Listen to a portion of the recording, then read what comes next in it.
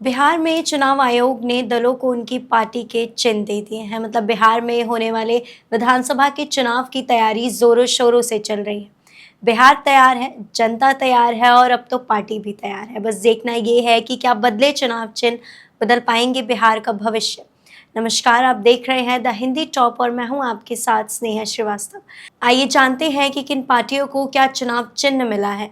क्या ये चिन्ह उनके लिए लकी साबित होंगे? साथ ही ये जानेंगे कैसे मिलता है चुनाव चिन्ह, कौन तय करता है इसका, क्या महत्व होता है, इसे क्यों अपनाया गया, इसकी प्रक्रिया क्या है, वगैरह वगैरह। सबसे पहले बात करें प्रशांत किशोर वाली जनस्वराज पार्टी की, तो इसे चुनाव आयोग ने स्कूल बैग का चिन्ह अलॉट किया। इस पर पीके का कहना है कि स्कूल बैग का चिन्ह शिक्षा और प्रगति का प्रतीक है, जो हमारी पार्टी की सोच का प्रतिनिधित्व करता है। ये बिहार की उभरती हुई ताकत है। चुनाव आयोग की मंजूरी के बाद जनस्वराज के सभी उम्मीदवार इसे चिन्ह के साथ मैदान में उतरेंगे। वहीं मुकेश साहनी के नेतृत्व वाले विकासशील इंसान पार्टी को मिला है उनका पुराना चिन्ह नाव। हालांकि पिछली बार इस पार्टी का चुनाव चिन्ह पर्स था। विकासशील पार्टी का कहना है कि चुनाव आयोग ने एक बार फिर हमारा चुनाव चिन्ह नाव छाप वापस दे दिया। इसी के साथ उपेंद्र कुशवाहा की आरएलएम पार्टी यानी राष्ट्रीय लोक मोर्चा, जिसकी स्थापना उपेंद्र कुशवाहा ने जनता दल यूनाइटेड से इस्तीफा देने के बाद की थी। चुनाव आयोग ने इस पार्टी को गैस सिलेंडर का चिन्ह दिया है, जिस पर आरएलएम पार्टी का कहना है कि आम लोगों की रसोई और ज़रूरत से जुड़ा है, जिससे वो आम लोगों से ज़्यादा जुड़ पाएंगे।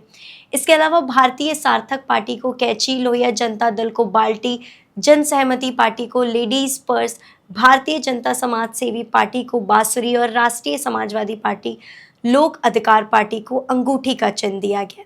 अब हमने ये तो जान लिया कि किस पार्टी को क्या चिन्ह मिले हैं, लेकिन ये कैसे मिलते हैं, कौन देता है यह हथौड़ा, पर्स, नाव जैसे चुनाव चिन्ह। आइए जानते हैं। चाहे लोकसभा चुनाव हो या विधानसभा चुनाव, ये चुनाव चिन्ह एक अहम भूमिका निभाते हैं। राष्ट्रीय पार्टी, निर्दलीय पार्टी या किसी भी पार्टी को एक सिंबल दिया जाता है। इसके पीछे का मकसद होता है कि जो लोग कम पढ़े लिखे हैं या फिर निरक्षर हैं, वो मतपत्रों में चिन्ह को पहचान कर वोट दें।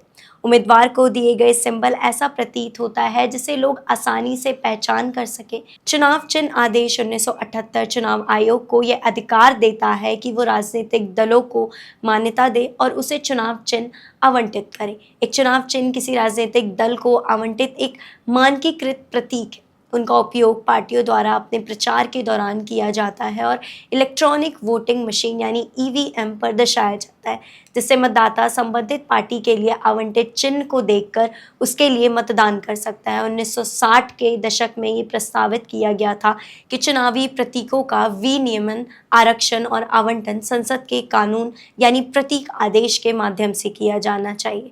इस प्रस्ताव के जवाब में निर्वाचन आयोग ने कहा कि राजनीतिक दलों की मान्यता की निगरानी चुनाव चिन्ह, आरक्षण और आवंटन आदेश 1978 के प्रावधानों द्वारा की जाती है और इसी के अनुसार चिन्हों का आवंटन भी होगा। निर्वाचन आयोग चुनाव के मकसद से राजनीतिक दलों को पंजीकृत करता है और उनके चुनावी प्रदर्शन के आधार पर उन्हें राष्ट्रीय या राज्य पार्टी के रूप में मान्यता देता है। अन्य पार्टियों को केवल पंजीकृत और गैर मान्यता प्राप्त पार्टियों के रूप में घोषित किया जाता है। भारत में चुनाव चिन्ह देने की शुरुआत कब से हुई? अब इसे जानते हैं। भारत में आज़ादी से पहले दो प्रमुख राजनीतिक दल थे, कांग्रेस और मुस्लिम लीग। शुरुआत में कांग्रेस के गठन के बाद इसका चिन्ह दो बैलों का जोड़ा था। वहीं ऑल इंडिया मुस्लिम लीग का अर्धचंद्रमा और सितारा था। लेकिन भारत में चुनाव चिन्ह के सफर का सिलसिला 1951 के बाद से शुरू हुआ। भारत का पहला आम चुनाव 1951 से 52 में हुआ और उस समय देश में अशिक्षित लोगों की भागीदारी अधिक करने के लिए और इन्हीं अनपढ़ लोगों की भागीदारी चुनाव में बढ़ाने के लिए सिंबल का उपयोग किया गया था।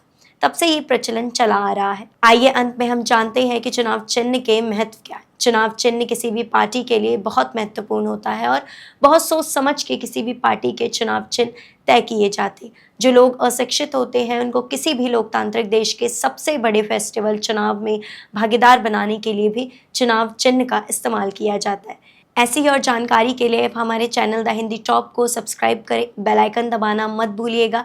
साथ ही आप हमें एक्स, फेसबुक और इंस्टाग्राम पर भी फॉलो कर सकते हैं।